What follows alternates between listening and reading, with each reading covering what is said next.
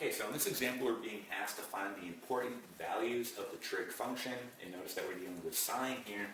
So remember, the important values are always going to occur at your peaks, your valleys, and at your midline. So for example, I'm just going to draw out the parent function of sine. We'll call sine x, right, the parent function. And we know that we're going to have something that looks like this, right? So with the parent function of sine, our midline is naturally going to be our x-axis. This is our midline, okay? So what that's telling us is our important values are going to occur at this midline, and in this case with the parent function of sine x, it's going to be the x-axis, right? We also know that our important values are going to occur at the peaks and also the valleys, right? So we've talked about this in the past, and our amplitude, right, is going to be the distance from our midline to our peak and the distance from our midline to our valley, okay? So let's get right into this, and I went ahead and wrote out the basic template for a trig function so we can refer back to it, right? We've talked about this in the past. So let's go ahead and find these important values. So you're going to have 4 important values here, and we'll talk about that. Let's first just find the basic information we need from this trig function. Okay, so let's go ahead and erase this. The first step that you want to do is you want to determine where your midline is going to be. So I'm going to write that right here, midline, just ML. Now we just talked about with the parent function of sine x, right? Our midline is going to be the x-axis, right? So in other words, our midline is y equals 0. But if we look at our particular trig function, we actually have a vertical shift up. Right here, this is saying our vertical shift, right? So looking at this part here, D, this is a vertical shift up 1, meaning our midline is now going to be at 1. So you can put 1 here, and if you want to get really exact, you could say y equals 1. That's going to be our midline. That's where our important values are now going to occur, okay? No longer at the x-axis, but at this midline, y equals 1. Okay, so we found the midline. Let's move on. Our next step is to find the phase shift. So we'll write that right here. PS for phase shift. And to find our phase shift, we simply take our horizontal shift, which is going to be right here, and put it over our period factor, which is right here. So again, use your template. If I take out this 4 pi, what did I have to put in there in order to make this positive? Because remember, it's positive 4 pi, but in my template it says negative c, right? When I pull this out, it's really negative 4 pi, right? Think about it. 2 negatives will make a positive, right? So just be careful of that. So I take negative 4 pi out, put it over my period factor, which is 2. Okay, so this is going to give me negative 2 pi. That's going to be my phase shift. So negative 2 pi. Okay, so again, let's kind of talk about that as well. So I'm just going to use the parent function again of sine. Right, so it starts here at the origin, and we have something like this. So our cycle begins right here at the origin, right? The phase shift indicates a horizontal shift to the left or right, right? So this tells us a phase shift of negative 2 pi, meaning our cycle is no longer going to start at the origin. Rather, it's going to be shifted over to the left, negative 2 pi, and that's where that cycle is going to begin. Okay, that's what the phase shift indicates. All right? Our next step is to find our period. So let's find our period. So P. Now, when we're dealing with sine, when we're dealing with the parent function, we know that one complete cycle is going to have a distance of 2 pi.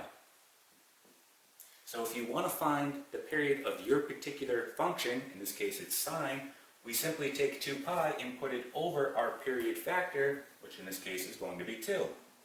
When I do that, I get pi. So again, that tells me to complete one cycle here, it's going to have a distance of pi. Okay. We have one more thing we need to find, and that's going to be the distance of our important value. So I'm just going to use IV for important values, and this is going to be talking about the distance between our important values, and this will make more sense as we go. So we know that we're going to have 4 important values total. There's going to be 4 important values. So what you want to do here is you want to take your period, which is pi, and simply just divide it by 4. That tells us the distance between our important values. So every pi over 4, we're going to have an important value. Okay, we now have all the information we need to go ahead and find our important values of this trig function. So I'm just going to go ahead and erase this. And let's just think about this, right? So we said there was a phase shift of -2 pi. That means that's where my cycle is going to begin. All right, so what I'm going to say here, we can go ahead and list out these important values, and we're going to list them as coordinates. So we actually have the coordinates to this function, right? So on my x, I'm going to have -2 pi. And then remember, when we're dealing with the parent function, our midline will be y equals 0. So what I want to do here is I want to take into account for that new midline, which is 1, meaning this is going to be 1 here. Okay? So that's where it is starting. It's at -2 pi, comma 1. That's a point you can go ahead and graph. All right? So now this is all pretty much straightforward. You just have to go ahead and do the math out. Okay? So I started at -2 pi. My important values occur every pi over 4. So this is pretty straightforward. I just take -2 pi and I add plus pi over 4. This is how I'm going to find my next important value, right? So we can go ahead and do this out and leave it as a fraction. So we're going to get -2 pi over 1 plus pi over 4. Okay, let's do this right here. So simply multiply the denominators, you get 4.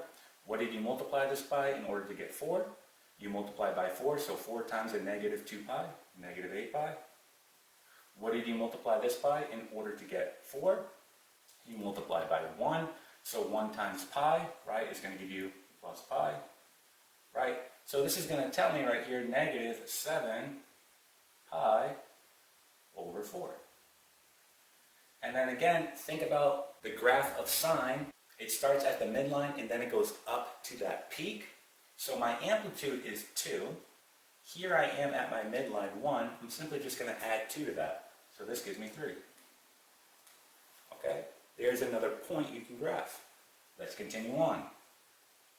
Alright, so again, we're just going to have to do the math here.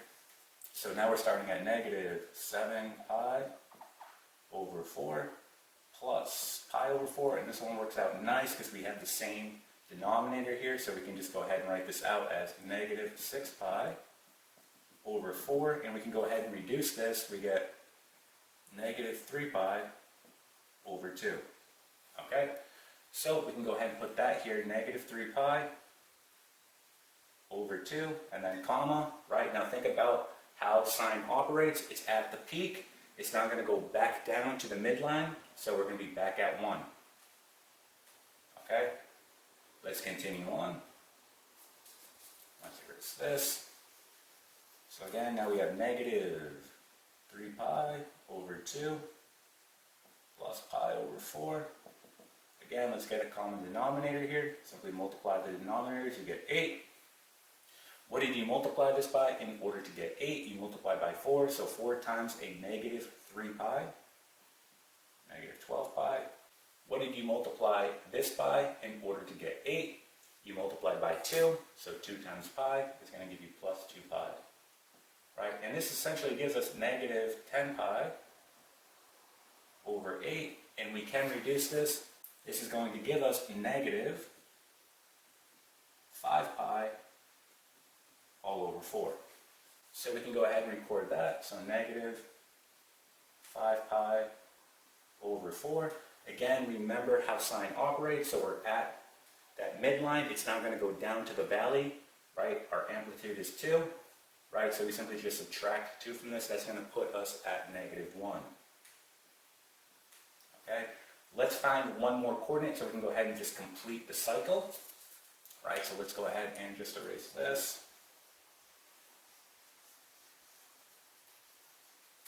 And again, we're going to start at -5 pi all over 4 plus pi over 4. Okay, so when we do this, we get -4 pi all over 4. Again, just adding the numerators because we have the same denominator. This is going to give us negative pi. Okay? So now we have negative pi. All right? And then again, we're going to go back up to our midline, which is going to be 1. All right? So this here is going to be the important values, and we actually wrote it as coordinates, right? So you can go ahead and graph this now. And at this point, I'm just going to go ahead and draw out a quick graph so you can get a better visual of what's going on here.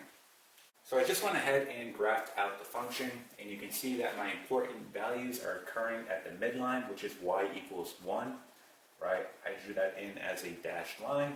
So those important values are here, here, and here, right? We also have our important values occurring at the peak right here and the valley right here.